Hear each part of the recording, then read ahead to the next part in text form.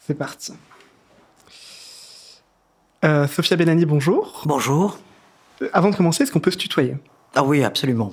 Mais il se peut que je vous voie, mais c'est un défaut éducatif. Alors, tu es conseillère communale bruxelloise pour les engagés. Est-ce que tu pourrais te présenter rapidement, s'il te plaît? Alors oui, donc je m'appelle Sophia Benani, je suis la plus jeune d'une famille de 4 enfants. En 2012, je me présente pour la première fois aux élections communales. Je suis comptable de formation, je travaille comme comptable et je me dis que j'ai envie de m'investir dans ma commune. Donc je me présente, c'est une aventure humaine exceptionnelle. Je suis élu et mon parti décide de me désigner échevine. Alors là-bas, à Anderlecht, je vis 6 années exceptionnelles où j'ai la compétence du sport, de la solidarité internationale et du bien-être au travail. Et ça a été 6 années fantastiques où j'ai pu réaliser toute une série de projets qui m'ont tenu particulièrement à cœur, comme la création d'une course, comme la création d'échecs sport, comme toute une série de projets. Et donc en 2018, je suis réélu avec une possibilité d'être reconduite dans mes fonctions, mais pour des raisons familiales, je décide de prendre un peu de recul. Et donc voilà, je continue à être toujours très investi au CDH, qui depuis lors est devenu les engagés, toujours très investi dans ma commune, et donc me revoilà un petit peu dans la bataille politique pour les élections régionales. Donc, si je comprends bien, toi avant, tu étais échevine, puis conseillère communale, puis là, tu te lances dans la course à la région pour devenir députée bruxelloise. Est-ce que c'était un choix naturel? Parce qu'on entend souvent que parfois l'échelon local, l'échelon de la commune, c'est là où on peut mettre les mains dans la boue et faire le plus de choses. Est-ce que ça te fait pas peur justement de passer à la région comme députée? Non, ça ne me fait pas peur. C'est vraiment une proposition qui m'a été faite par mon président de parti parce qu'il estimait que j'étais à la hauteur de ce défi-là. C'est vrai que j'avais pris pas mal de recul. Je travaille dans toute autre chose, mais je me suis dit, ok, pourquoi pas, tentons le game finalement. Donc, tu t'es d'abord engagé au CDH, qui est devenu les engagés. Est-ce que tu peux nous en dire un peu plus sur les valeurs de ce parti, sur ses positions et sur où est-ce que le parti se trouve sur l'échiquier politique? Alors nous sommes un mouvement centriste qui a vocation à rassembler les gens. Quand je dis vocation à rassembler les gens, c'est-à-dire qu'on a la volonté de ne laisser personne sur le côté. Que vous soyez riche, pauvre, j'ai envie de dire que vous soyez de différentes origines, peu importe qui vous êtes, nous avons vocation à faire société ensemble. Et c'est ça les engagés. Les engagés, c'est construire une société commune où l'épanouissement et le bonheur est un élément clé. D'ailleurs, tu parlais de la transformation pour la création de ce nouveau mouvement, les engagés. Moi, ma question, c'est comment est-ce qu'on fait pour redéfinir un parti? On sait que les engagés, c'était le CDH, qui était avant donc le Centre démocrate humaniste. Avant, il y avait une vocation chrétienne. Avant, c'était le PSC, le Parti social chrétien. C'est un parti qui est presque aussi vieux que la Belgique, au final. Alors oui, c'est un parti qui est presque aussi vieux que la Belgique. Et donc, du PSC, on est passé au CDH. Et donc, c'est à ce moment-là précis qu'on a enlevé donc le sigle chrétien. Donc, c'est pas vraiment au moment des engagés. Mais les engagés sont allés beaucoup plus loin, en ce sens que nous avons décidé d'accueillir en notre sein différentes personnes, différentes personnalités, connues pour leur laïcité, connues pour leur perspective, et on se situe à la fois à gauche, au centre gauche sur l'échiquier politique, et à la fois au centre droit sur l'échiquier politique. Donc on a un vrai mouvement centriste en ce sens. Donc tu disais que vous aviez enlevé le sigle chrétien de votre parti, mais est-ce que finalement il reste encore des petites bribes de chrétienté ou de religion dans le parti? Non, il n'y a pas. Maintenant, ce qui se passe, c'est que vous êtes comme dans toute société, toute entreprise. Nous accueillons en notre sein des gens, des membres qui sont le reflet de la société. Et dans ces membres, il y a des gens qui sont laïcs, il y a des gens qui sont croyants. Nous ne rejetons pas les gens pour ce qu'ils sont, pour ce qu'ils ont choisi dans leur foi. On accueille tout le monde dans notre sein. Et c'est peut-être ça la particularité. Aujourd'hui, vous partagez le centre avec Défi, qui est un autre parti centriste. Il y a même eu à un moment, pendant 1 ou 2 semaines, la question d'une éventuelle fusion entre les deux partis. Selon toi, c'est quoi vos points communs et vos différences ? Alors, on a pas mal de points communs, en ce sens que nous sommes 2 partis centristes. Mais la fusion n'a pas fonctionné d'un point de vue de Défi, et c'était surtout de la part de Défi, parce que Défi est très fort à Bruxelles, mais inexistant en Wallonie, parce qu'ils sont trop axés sur des valeurs passéistes.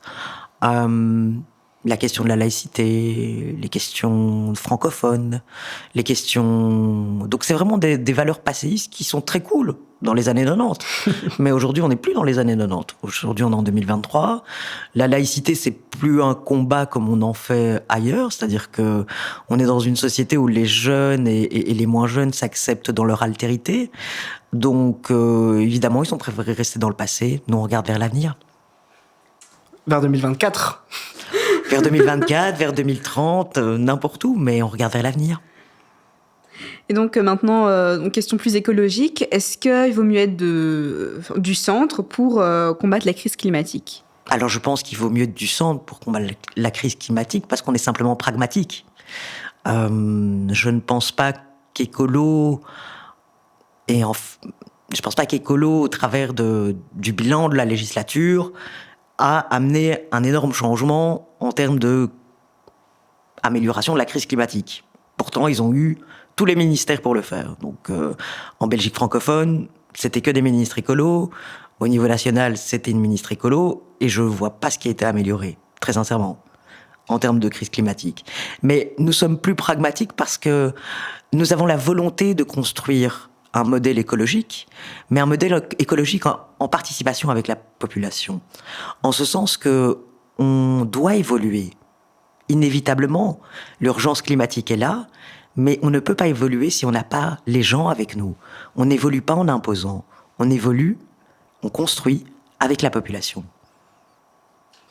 Tu le disais, Écolo a choisi de faire le jeu du gouvernement et donc d'avoir des ministères. Selon toi, ils n'en ont pas fait ce qu'il fallait. Et les engagés, à l'époque le CDH, après des résultats électoraux un peu décevants, ont choisi de faire le choix de l'opposition, d'une cure d'opposition. Est-ce que tu peux nous expliquer pourquoi ? Est-ce que ça voulait dire pour vous ? Et au final, en fait, est-ce que c'était un défi gagnant, tu penses ? Écoutez, en fait, on a fait un truc incroyable. On a écouté les électeurs. Et les électeurs nous avaient sanctionnés. Parce que si on analysait de façon très objective les bilans de nos ministres, c'était les meilleurs bilans. De tous les ministres, on avait les meilleurs bulletins. Mais le fait est qu'on n'a pas réussi à convaincre l'électeur.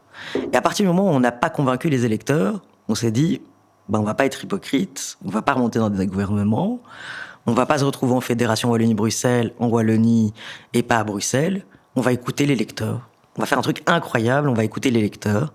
Et écouter l'électeur, c'était faire le choix de l'opposition. Dans votre programme, vous proposez de diviser par 2 le nombre de députés bruxellois et de supprimer les cabinets ministériels. Est-ce que, selon vous, ça va aider les électeurs à se sentir mieux représentés ? Je pense que déjà, quelque chose qui trouble beaucoup de Belges, c'est le nombre d'élus qu'on a dans ce pays. C'est un truc de dingue. Il y a quasi autant d'élus que de communes, que de machins. Et donc oui, évidemment, nous proposons de diminuer par 2 le nombre de parlementaires. Parce que on n'a pas besoin d'autant de parlementaires. Est-ce qu'on veut maintenir les cabinets ministériels ? C'est quoi un cabinet ministériel ? Un cabinet ministériel a pour vocation de construire la politique qui va être menée par le ministre. Mais l'administration sait aussi le faire. On préférerait avoir un modèle plutôt scandinave, visant à dire que le cabinet ministériel, le ministre est entouré de 4-5 personnes, et pour gérer sa communication, pour gérer son agenda, pour gérer certains éléments, mais de se dire, ok, on fait confiance à l'administration pour exécuter les politiques que nous mettons en place. Mais d'ailleurs, pour le gouvernement bruxellois, est-ce que cette cure d'opposition, elle a amené un bilan aussi ? Est-ce que, quand tu regardes ce qui a été fait à Bruxelles, je te demande parce que t'es conseillère communale à Anderlecht. En tant qu'élue communale, est-ce que tu vois un changement en bien ou en mal sur ces 5 dernières années? Alors, je vais être honnête intellectuellement, il y a des trucs qui ont été faits qui sont bien, comme par exemple le projet d'Alamaron, que je sais plus, rénove, je ne sais plus quoi, qui est vraiment pas mal, et qui, je trouve, est un bon projet. Maintenant, pour le reste, finalité, j'ai pas l'impression que ce gouvernement a un bilan exceptionnel. D'abord en termes financiers, la région est dans un état pitoyable. Quand nous sommes partis, les finances étaient bonnes. Maintenant, elles sont dans un déficit sans précédent. Ce gouvernement a réussi, dans le cadre de ses responsabilités, à faire ce qu'il fait le plus mal, c'est-à-dire placer les copains, les copines dans les administrations, placer un tel dans les fonctions à responsabilité. Quand on a une région avec un chômage de 25%, un taux de chômage de 25% des jeunes, je pense qu'il faut se poser les vraies questions. La question, c'est, est-ce qu'on a envie d'avoir des politiques ambitieuses, des politiques émancipatrices, ou on a envie d'avoir des politiques d'assistanat? Or, j'ai plus l'impression qu'ils ont mené des politiques d'assistanat, des politiques de renflouement, et ils ont poursuivi des politiques que nous avions déjà lancées, sans amener véritablement des nouveautés, quelque chose qui, j'ai envie de vous dire, pimpe un petit peu le bilan. Le bilan est assez exécrable, et malheureusement, ce sont les Bruxellois qui en paient les conséquences. Preuve en est, dans les communes, comme la région bruxelloise ne finance plus autant les communes, par conséquent, les communes sont obligées d'augmenter leurs taxes. Donc, les propriétaires paient plus, tout le monde paie plus. Et le résultat, c'est quoi? Le résultat, c'est que, en fait, on n'arrête pas de sortir de l'argent et que les gens sont pas heureux. Plus le plan Good Move qui a complètement fait péter les plombs à certains de nos concitoyens, légitimement, parce que certains d'entre eux ne savaient plus rentrer chez eux. Et donc, quand on mène des politiques comme ça, sans avoir recours à la participation, en imposant aux gens, sans faire tout un travail en amont, ça ne fonctionne pas. C'est finalement ça le bilan de ce gouvernement. C'est peu de participation. Ils ont voulu... C'était le pouvoir pour le pouvoir. Très peu de bilan. Je vois pas un truc où ils ont excellé, il y a rien qui me frappe. Je rebondis parce que tu parlais de participation citoyenne. J'ai l'impression que quand j'ai regardé le site des engagés pour préparer l'interview, c'est un truc qui revenait beaucoup. Il y a eu un essai de participation citoyenne avec les assemblées pour le climat. Ouais. Est-ce que ça aussi, tu penses que ça a été pas bien fait ou c'était un début? Je pense que c'est un gentil début, mais ça dépend qui a été convoqué. Si c'est les amis encore une fois, c'est les amis écologistes qui ont ramené les gens de leur section locale, c'est pas très intéressant. Mais par contre, ce qui est très intéressant, et ce que nous défendons, c'est le référendum. Pourquoi est-ce que les Suisses, on leur pose des questions par référendum? Parce que les Belges seraient pas capables de répondre à une question? Est-ce que ce serait trop compliqué de faire un vote par référendum? C'est ça qu'on veut. Nous, on veut aller plus loin dans la participation. On veut que les Belges, les Bruxellois soient impliqués dans leur avenir. Tu parlais tout à l'heure du plan Good Move qui, au final, a un peu déstabilisé certaines personnes dans leur trajet quotidien. Donc, les engagés défendent le projet du métro de Troyes, notamment. Depuis l'opposition, c'est assez inhabituel de pousser le gouvernement à continuer ce projet-ci, quand ça impacte du coup les citoyens. Est-ce que quelle est votre position maintenant? Est-ce que y a du changement Alors, on a toujours voulu, et c'est quelque chose auquel on tient particulièrement, c'est de faire une opposition constructive. Donc, je crois qu'il faut réaliser que, donc, comme je disais, le projet Good Move a mal été fait, mais c'est pas pour autant qu'il est mauvais. Il faut faire évoluer la ville, et c'est aussi un des enjeux climatiques, c'est pouvoir faire cohabiter les gens, pas les opposer. Et c'est ce qui a malheureusement, ça a été l'erreur du Good Move, géré par Elke van den Brandt, c'est d'avoir opposé les gens. Or, il faut pouvoir les faire cohabiter et pouvoir les faire coexister. Pourquoi est-ce qu'on défend le métro? Parce que simplement, s'il y a plus de métro, il y a moins l'utilisation de la voiture, donc par conséquent, on a une meilleure qualité d'air, et donc oui, il faut investir dans les métros, parce que c'est nécessaire aujourd'hui de pouvoir se déplacer à Bruxelles. Comment ça se fait, par exemple, que... C'est simple. Si moi, j'habite en Anderlecht. Si je dois aller à Uccle, en transport en commun, je vais mettre 45 minutes. Si j'y vais en caisse, je mets 13 minutes. Comment... Alors, je vais privilégier quoi ? La voiture ou bien les transports en commun ? Évidemment, je vais privilégier la voiture. Donc, c'est un petit peu ça qu'on veut. C'est-à-dire améliorer l'offre de transport en commun pour faire en sorte que, finalement, la voiture devienne accessoire et les transports en commun deviennent le principal. C'est ça notre volonté. Et pour ce faire, et pour construire une ville où il fait mieux vivre, une ville où les enjeux écologiques sont vraiment pris en considération, il faut pour cela, absolument, qu'un métro soit construit. Et puis n'oublions pas une chose, c'est que nous sommes la capitale de l'Europe. Nous ne sommes pas uniquement la capitale de la Belgique. Et il est aberrant que la capitale de l'Europe ait si peu de métro. Et toujours sur la question du métro, enfin des transports en commun de manière générale, je comprends tout à fait ce que tu dis. Enfin, moi aussi, par exemple, parfois je me dis, oh là là, comment je vais faire Mais déjà, pour venir jusqu'ici, je prends 1 heure. Toi, t'habites à Jette. Ouais, j'habite à Jette. Ah, ça, c'est la galère. Ça, c'est la galère complète, Jette, parce que vous avez rien du tout, quoi. Et mais c'est ça, parfois je me dis, putain, mais en fait, on est là sur la carte et il me faut 45 minutes en transport. Mais pourtant, on a entendu Christophe de Beukelart, qui est président des Engagés Bruxelles et député bruxellois, sortir dans la presse pour dire qu'il ne comprenait pas trop l'utilité de la gratuité des transports en commun pour les jeunes. Est-ce que c'est une mesure du parti ou est-ce qu'il est sorti, il était mal réveillé ? Et si c'est une mesure du parti, enfin... Alors oui, c'est quelque chose qu'on défend parce qu'on ne comprend pas tellement la gratuité pour les jeunes. Faire des abonnements gratos, il n'y a pas de problème quand tu as les moyens financiers de le faire. Mais aujourd'hui, la région bruxelloise, elle n'a pas les moyens financiers de le faire. Aujourd'hui, cet argent-là pourrait être investi dans le métro, par exemple. Or, ils n'ont même pas le pognon pour faire le métro.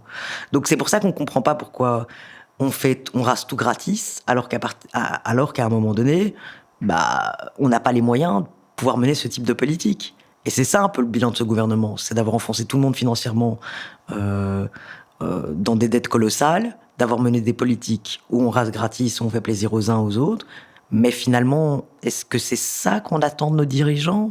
Est-ce qu'on n'attend pas de la responsabilité ? Est-ce qu'on n'attend pas d'avoir une vision long terme et pas une vision court-termiste avec des perspectives électorales ? Non, je pense que c'était pas une sortie au hasard. On perd une quotité financière énorme et on n'a pas les moyens de faire un métro, ou il semblerait qu'on n'ait pas les moyens de faire un métro. Là-dessus, même le gouvernement entre eux, ils sont pas tellement d'accord. Mais je pense qu'on perd une manne financière qui est parfois nécessaire. Et il ne faut pas croire que les abonnements pour les jeunes sont si coûteux. Ils ne le sont pas. Certes, ils coûtent de l'argent, mais ce n'est pas non plus des sommes dithyrambiques, quoi. Toujours sur cette question de la jeunesse, selon toi, quels sont les problèmes des jeunes de nos jours ? Alors, il y en a beaucoup. Mais je pense qu'un des premiers problèmes, c'est l'accessibilité au logement. Alors que ce soit en termes de location et que ce soit en termes d'acquisition. En termes de location, c'est déjà très compliqué de louer. Quand on commence, on sort des études, avoir son premier salaire. On a un petit peu, par exemple, je sais pas, vous habitez à Jette, ou peut-être que vous avez envie de vous installer à Ixelles et que votre premier appart, vous vous rendez compte qu'il coûte 900 €, vous venez de vous faire engager et vous touchez 1950 €. 900 € sur 1950 €, c'est hyper, c'est plus de la moitié de votre revenu. Et quand vous allez soumettre ça à un agent immobilier, il va pas vous prendre. Pour la simple et unique raison que l'agent immobilier, il vérifie que le loyer constitue 1/3 de votre revenu. Ça, c'est le premier élément. Et puis, il y a le logement acquisitif. Aujourd'hui, on demande aux jeunes de venir avec les frais de notaire, mettre de côté plus de 30 000 €. Je vous mets au défi de le faire, aujourd'hui. Mais du coup, c'est quoi la solution pour le logement ? Est-ce qu'il faut bloquer les prix des appartements ? Est-ce qu'il faut construire plus de logements publics ? Alors, je ne crois pas qu'il faut construire plus de logements publics. Je pense qu'il faut mettre de l'ordre dans le logement public. Ce n'est pas la même chose. Aujourd'hui, le logement public n'est pas vraiment contrôlé. Il y a des bases de contrôle, comme la Flandre l'a fait. Ils ont mis en place certaines directives, ils ont contrôlé. Ils ont pu vider une partie des logements publics. Là n'est pas la question. Je pense que une des politiques qui doivent être menées par la région. Regardez, on a dépensé des centaines de millions d'euros pour un musée qui s'appelle le Canal. Mais pourquoi est-ce qu'on met pas cette manne budgétaire dans un fonds qui serait destiné aux jeunes, où ils pourraient rembourser par mois une certaine quotité pour pouvoir s'acheter un appartement? C'est ça le rôle de l'État. Le rôle de l'État, c'est accompagner vers l'émancipation. Mais donc, ce que vous proposez ici, c'est une espèce de banque gérée par la région qui prêterait de l'argent aux jeunes qui voudraient devenir propriétaires ou locataires et qui devraient rembourser par la suite. Absolument. L'idée, c'est le rôle de la région, c'est vraiment d'émanciper les gens, de leur permettre de réaliser leurs rêves. Et un des rêves que je pense... vous avez chacun d'entre vous, c'est d'être propriétaire, quoi. Ou de ne pas l'être, mais au moins vous devriez pouvoir avoir le choix et ne pas avoir une boule au ventre. Et je reviens aussi sur la question que tu as posée, c'est de dire, mais en fait, un loyer coûte 900 €, un jeune qui débute touche 1 900 €. Est-ce qu'il y a aussi une question de précarité de la population? On a vu des séquences, il y a eu l'inflation et tout, et on a vu des gens se plaindre sur leur salaire. Est-ce que ça, c'est un problème aussi pour les engagés? Est-ce qu'il y a une volonté de voir comment on peut augmenter les salaires? Alors oui, chez nous, on propose une grande réforme fiscale, mais une grande réforme fiscale qui toucherait absolument à tout. Cette grande réforme fiscale permettrait d'avoir une augmentation du salaire net de 400 €. On propose une réforme fiscale qu'on a quantifiée, qu'on a étudiée, pour faire en sorte justement que les taxes soient plus équitablement répartis. Alors oui, il faut augmenter le salaire net des gens. Pourquoi? Parce que tout simplement, il faut augmenter leur pouvoir d'achat. Aujourd'hui, une partie de concitoyens, des Belges, des Bruxellois, vont faire leurs courses en France. Pourquoi? Parce que ça coûte moins cher, c'est tout. Et pourquoi ça coûte moins cher? Tout simplement parce qu'en France, les prix pratiqués dans les supermarchés sont autres, donc ça peut passer du simple au double. Et il suffit de remplir un plein d'essence, d'aller une fois par mois, de remplir sa caisse, et vous avez fait vos courses pour le mois, quoi. Et donc à partir du moment où on arrive à un tel niveau de précarité, je pense qu'il faut commencer à se poser des questions. Mais donc voilà, la précarité, le décret paysage, les jobs étudiants, c'est des sujets qui intéressent les jeunes actuellement. Oui. Est-ce que ce sont des sujets que vous traitez chez les engagés? Absolument. Évidemment, il y a une précarité étudiante, on en est tout à fait conscient. Et la précarité étudiante passe également par le fait de revoir le système des bourses. Le système des bourses n'est absolument pas actualisé. Je veux dire, si, admettons même que vous touchiez 1 €, que vos parents touchent 1 ou 2 € de plus que la quotité demandée pour avoir une bourse, vous n'allez pas pouvoir en bénéficier, alors que c'est complètement ridicule. Parfois, ça se joue à une 50aine d'euros, alors que vous n'avez vraiment pas les moyens. Et donc, par conséquent, on a de plus en plus de jeunes qui sont obligés de prendre des jobs étudiants. Mais être étudiant, c'est déjà un boulot. Se rajouter 2 boulots, c'est compliqué. Alors, moi, je l'ai fait dans le cadre de mes études. J'ai dû jobber pour payer mes études, mais ça n'a pas été super évident. C'était épuisant, c'était éreintant. Parce que ça demande une discipline monstrueuse, mais en plus de ça, ça demande d'oublier une partie de sa jeunesse. Or, quand on est jeune, il y a des moments, ces moments-là où on sort avec les copains, ces moments de convivialité. Et quand on a un job étudiant, on perd toute cette convivialité, toute cette innocence de la jeunesse. D'autant plus que ça met une certaine forme d'inégalité avec les étudiants qui ont des parents plus aisés. Et ne doivent pas jobber. Oui, en plus de ça, ça impose une certaine forme d'inégalité, vous le dites bien, mais autre que cela, je pense qu'être étudiant, c'est un travail. C'est un travail qui nécessite que chaque étudiant bosse tous les jours. Et donc, c'est très complexe, c'est très compliqué de demander à un étudiant de jobber toute la semaine, en plus de faire ses études. Et donc, on se retrouve dans des situations de redoublement, on se retrouve dans d'autres situations qui sont encore plus graves. Oui, c'est compliqué. Alors, je trouve qu'il faut revoir complètement le seuil des bourses. Il faut intervenir avec il faut construire plus de logements publics pour les étudiants. Parce qu'un des premiers, un des premiers postes les plus coûteux, c'est le loyer du COT. Le loyer du code, c'est super cher quand vous devez coter. Maintenant, si vous avez la chance d'être chez vos parents, c'est génial.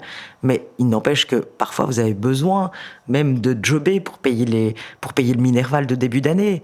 Et ça, c'est déjà difficile. Je trouve qu'à un moment donné, il faut vraiment revoir le seuil des bourses.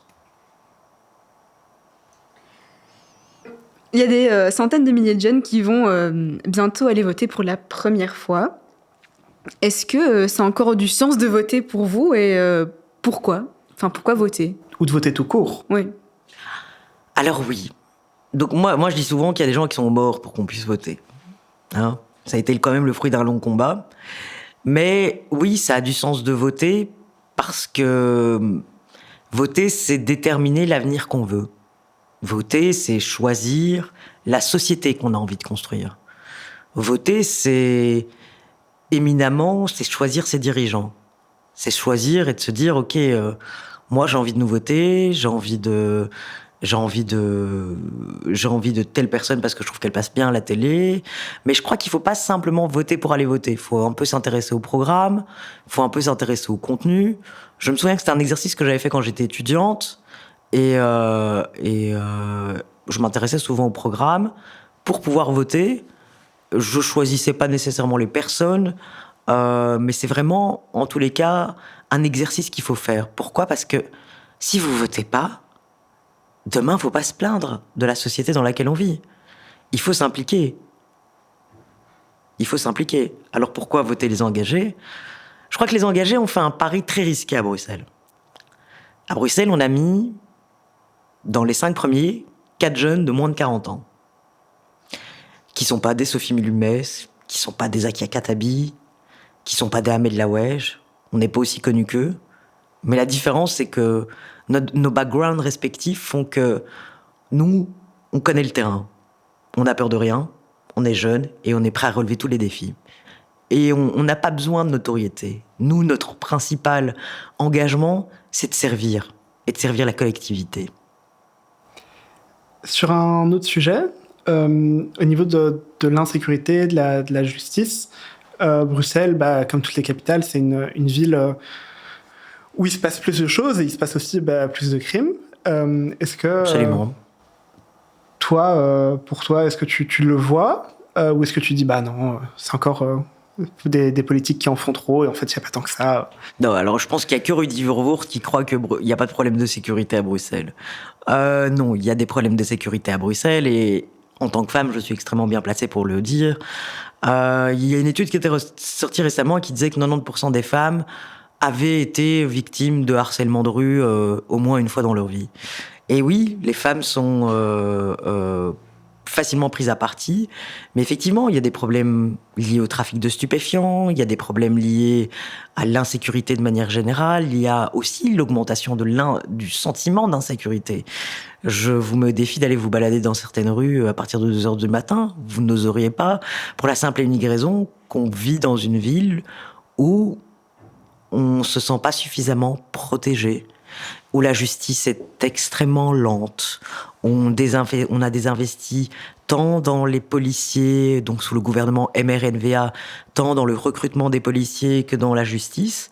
Et de ce fait, par conséquent, vous pourriez avoir une affaire qui commence maintenant et qui va être instruite au bout de 10-12 ans. Et c'est ça qui se passe aujourd'hui. C'est qu'on a une justice hyper lente et qu'on n'a pas assez de policiers. Or, on a besoin d'avoir des policiers, on a besoin de se sentir en sécurité. Il n'est pas normal que quand je parte en vacances, je me sente plus en sécurité dans certains pays en vacances que chez moi ici à Bruxelles. Mais donc il faudrait investir davantage dans la justice ? Et oui, et la police. Ça passe par là. Ok, je change encore une fois de sujet. On a parlé des jeunes qui accèdent à la propriété, mais il y a aussi des jeunes qui accèdent à l'école pour la première fois. L'enseignement obligatoire, donc tout ce qui est maternelle, primaire, secondaire. Il y a la mandature précédente, c'était une responsabilité du CDH, donc maintenant on est engagé avec les premières ébauches du pacte d'excellence. Aujourd'hui, ça avance. Qu'est-ce que tu en penses ? Qu'est-ce que nos enfants à nous un jour iront dans un meilleur enseignement que... En tous les cas, je leur souhaite, parce que malheureusement, moi, vous savez, J'ai 38 ans et je me souviens que Loreton Collins nous avait promis d'être bilingue. Et je suis sorti de l'école et je suis pas bilingue. Ça, c'est un premier élément. Deuxième élément, oui, je pense sincèrement que il faut continuer et persévérer dans le pacte d'excellence et également redonner plus de valorisation aux filières techniques. Vous savez, pendant longtemps, on a mal évalué et mal jugé toutes les filières professionnelles et techniques en disant que c'était des métiers qui étaient pas bien. On envoyait une certaine catégorie de la population, une certaine classe sociale vers ces métiers-là. Mais je trouve aujourd'hui qu'on doit les revaloriser. Par exemple, c'est pas normal que à Bruxelles on n'ait qu'un CFA, c'est-à-dire un seul centre d'éducation et de formation en alternance qui dépend de la Fédération Wallonie-Bruxelles. Je pense que il faut redonner beaucoup plus de crédit. Et puis je pense qu'on doit également avancer sur la question du bilinguisme. Alors je sais que c'est des choses qui sont difficiles à entendre, mais à Bruxelles, en Belgique, nous, francophones, constituons une minorité. Nous ne représentons que 40% de la population. Alors quand on représente 40% de la population, on se dit que c'est qui les autres 60%? Ce sont les Flamands. Et les Flamands, ils parlent néerlandais. Il est temps que nos enfants, il est temps que les générations qui sont à venir sortent de l'école en étant bilingues.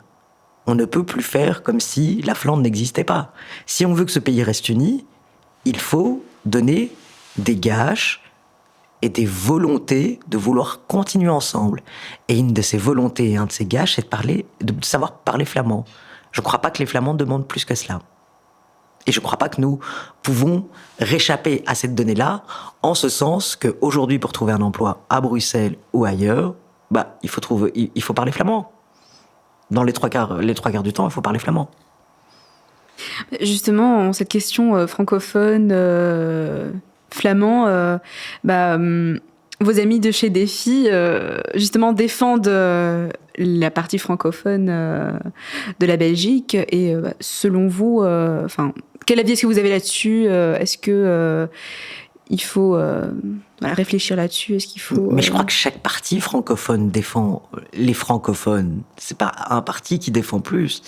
Mais je pense qu'à un moment donné, il faut pas nier les réalités sociologiques et les réalités chiffrées. Encore une fois, 60% du pays est flamand, 40% est francophone.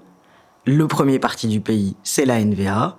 Aujourd'hui, demain, peut-être que c'est le Vlaams Belang. Donc ça, ce sont des données qu'il faut prendre en considération. Et ignorer ça, c'est ignorer la démocratie. C'est dénier la démocratie. Alors personne n'a nécessairement envie de travailler avec la NVA qui veut la fin de la Belgique. Mais si on ne les met pas au pouvoir, si on ne les mouille pas, ils pourront continuer à avoir un discours clivant, ils pourront continuer à dire les francophones ne bossent pas, ne veulent rien, tandis que si on les met au pouvoir et qu'on les mouille, ils s'en sortent pas si facilement. Mais la question sous-jacente aussi, je pense, c'est est-ce que la Belgique nous permet encore de travailler ensemble correctement? Et certains partis défendent une réforme de l'État en disant il faut plus de compétences aux régions, plus de compétences au fédéral. Est-ce que les engagés ont une position sur ça?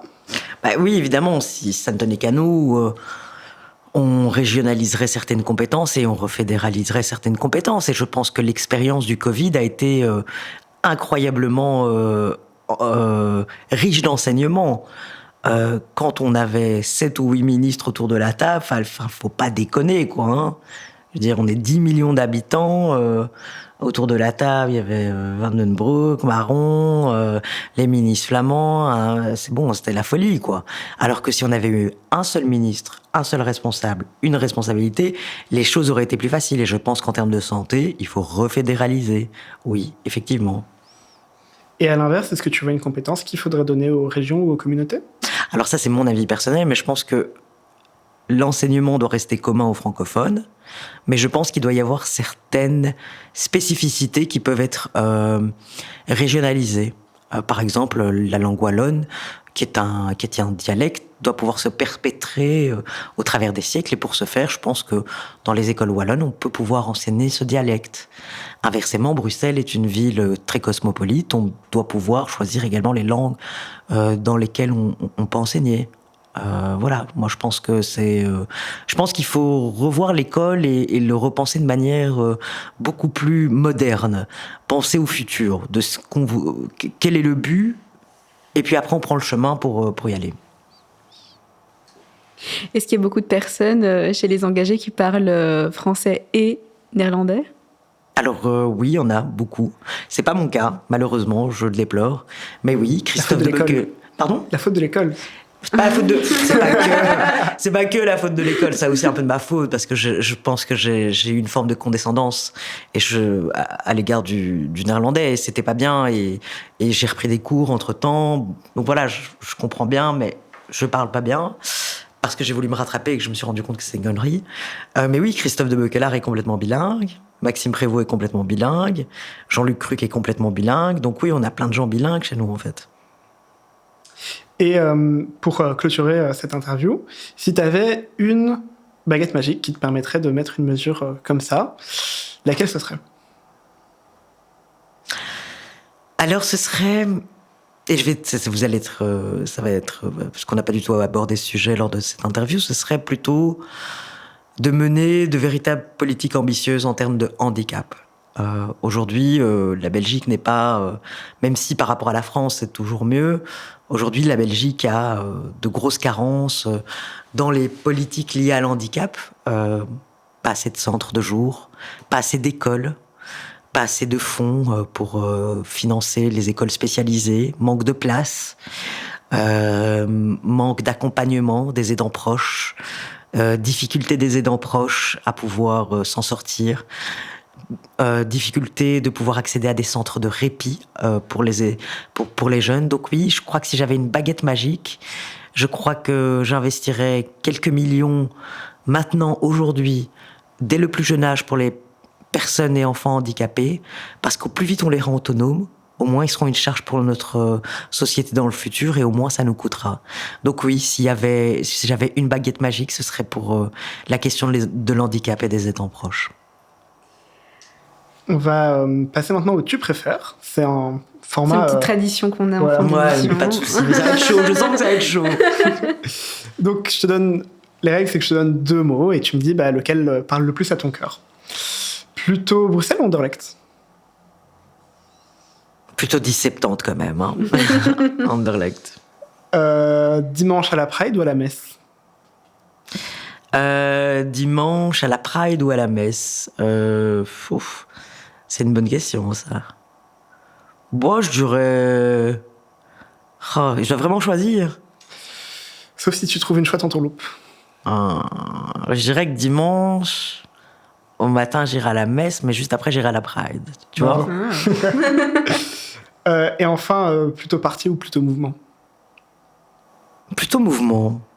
Plutôt mouvement, ouais. Mouvement, ça me correspond mieux. Bien, dernière petite question pour clôturer. Est-ce que tu aurais des recommandations, une recommandation culturelle, un livre, un film que tu as vu récemment et que tu voudrais nous partager ? Alors, c'est un livre qui est peu connu, qui s'appelle « La conjuration des imbéciles » de John Kennedy Toole. Et ce livre est à mourir de rire. Donc ça n'a rien à voir avec la politique, mais c'est un livre qui est exceptionnellement drôle. Et enfin, il est tellement drôle c'est mon livre préféré depuis 20 ans. Et à chaque fois que je le relis, je peux pas m'empêcher de rigoler tellement il est drôle, tellement il est fin, tellement l'histoire est rocambolesque. Donc oui, je vous recommanderais La conjuration des imbéciles de John Kennedy Toole.